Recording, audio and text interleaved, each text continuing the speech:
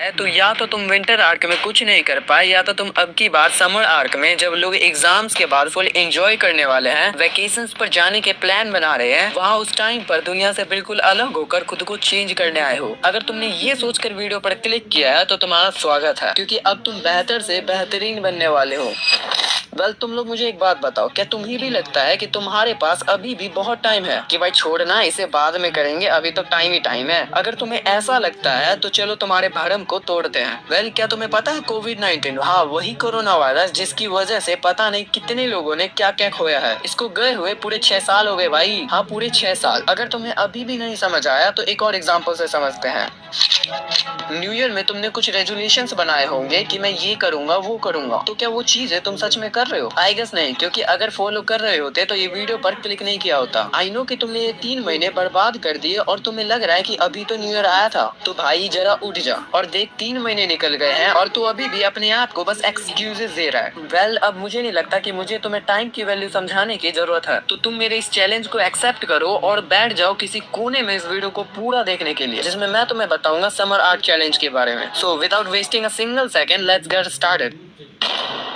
देखो, summer arc winter arc से बेहतर इसीलिए है क्योंकि समर आर्क एक ऐसा फेज है जिसमें तुम्हारे पास वो सब कुछ होता है जो तुम्हें नीड है सेल्फ इम्प्रूवमेंट के लिए। देखो, तुम्हारे पास पूरा दिन होता है, कोई स्कूल नहीं, कोई असाइनमेंट्स नहीं, कोई भी प्रेशर नहीं, तो तुम फिजिकली और मेंटली फ्रेश होते हो, क्योंकि अभी तुम रात भर पढ़ाई नहीं कर रहे होते, स्ट्रेस में नहीं हो, तो तुम इजिली नए स्किल्स को सीख सकते हो। देखो, समर आर्क वो टाइम है जब लोग या तो अपनी लाइफ को बदलने के लिए काम शुरू करते हैं या फिर वही किसी भी चिल मोड में चले जाते हैं, लेकिन डिसाइड तुम्हें करना है कि तुम्हें किस कैटेगरी में जाना है। वेल, मुझे नहीं लगता कि विंटर आर्क के बारे में बता के तुम्हारा टाइम वेस्ट करना चाहिए, क्योंकि मुझे पता है तुमने यूट्यूब पर ऐसी कई वीडियोस देखे होंगे जिसमें तुम्हें विंटर आर्क के बेनिफिट्स के बारे में बताया होगा। तो अब तुम लोग बोलोगे कि भाई मैं विंटर आर्क शुरू तो कर लूं, पर मुझे समझ ही नहीं आता कि दिन भर में मुझे करना क्या है।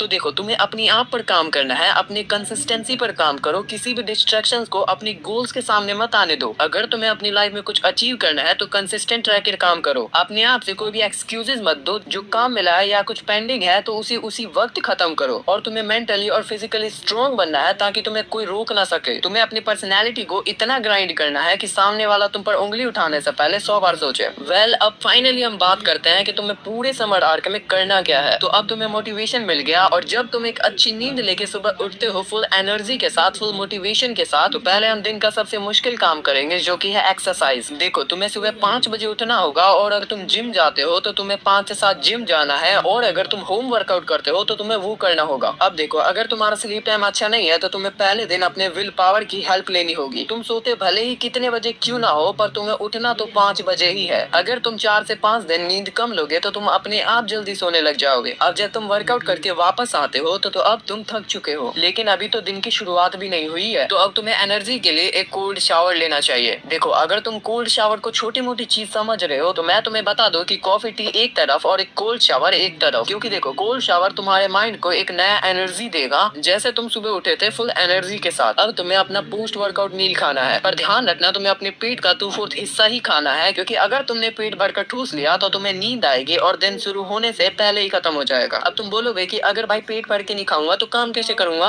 तो इसका जवाब है, तुम्हें अपने पोस्ट वर्कआउट मील के साथ कॉफी भी पीनी है, क्योंकि कॉफी पीने से भूख मर जाती है और नींद भी नहीं आती। वेल, अब वर्कआउट भी हो गया, शावर भी ले लिया, नींद भी नहीं आ रही, भूख भी नहीं लग रही, तो तुम्हें अब 5 से 6 घंटा रगड़ कर काम करना होगा। अब तुम्हें अपने काम को करने में 100% देना होगा, ताकि काम को तुम पूरे कंसिस्टेंसी के साथ कर सको। इसीलिए अपने आप को एक चैलेंज दो कि जब तक मैं अपने काम को खत्म नहीं कर लूंगा तब तक मैं फोन को टच नहीं करूंगा। और ताकि तुम अपने फुल कंसिस्टेंसी के साथ काम करो, इसीलिए फोन को मारो किसी के मुंह पे या दूसरे कमरे में फेंक दो। अब जब तुम्हारा टारगेट कंप्लीट हो गया है तो अब तुम्हें करना है अपने दिन का लंच। आई नो उस टाइम पर तुम्हारा एनर्जी लेवल भी लो होगा और कॉफी का असर भी खत्म हो चुका होगा, और लगभग टाइम भी हो रहा होगा 1 से 3 के बीच में। टाइम पर तुम्हें नींद आ रहा होगा, एक नैप लेने का मन करेगा, पर देखो, अभी तुमने समर आर्ट चैलेंज शुरू ही किया है, तो तुम अपने आप को सोने मत दो, क्योंकि अगर तुम सो गए, 40 मिनट का नैप ले भी लिया, तो तुम उठ नहीं पाओगे और 2 घंटे सोते सोते कैसे निकलेंगे तुम्हें पता भी नहीं चलेगा। पर अगर फिर भी कंट्रोल नहीं हो रहा है तो तुम 40 मिनट का नैप ले सकते हो पर अलार्म लगाकर, और तुम कुछ टाइम सोशल मीडिया यूज कर सकते हो या कुछ प्रोडक्टिव काम करना है तो वो कर सकते हो। और जैसे ही 6 बजे तो चुपचाप अपने घर से बाहर निकलो, क्योंकि अब टाइम हो चुका है अपने दिन का दूसरा वर्कआउट करने का। चिंता मत करो, इसमें तुम्हें कोई बड़ा एक्सरसाइज नहीं करना है, जस्ट अ नॉर्मल वॉक, क्योंकि अभी समर का टाइम है तो सूरज भी लेट डूबेगा और इसीलिए मैंने तुम्हें 6 बजे निकलने को कहा था। अब तुम्हें बाहर जाकर इवनिंग सनलाइट लेनी है, सूरज को डूबते हुए देखना है, क्योंकि जब तुम सूरज की रोशनी के साथ उठते हो फुल एनर्जी के साथ, तो तुम्हें शाम की रोशनी की नीड है जो तुम्हें रिलैक्स कर देगी। और अगर तुमने इस चीज को सीरियसली लिया तो तुम 10 बजे तक लुढ़क जाओगे और अपनी नींद को पूरी कर पाओगे। अब देख भाई, अगर तूने इस रूटीन को पूरे समर आज फॉलो किया तो तुझे अपने पीक लेवल में आने से, मतलब अपने प्राइम एरा में आने से कोई नहीं रोक सकता।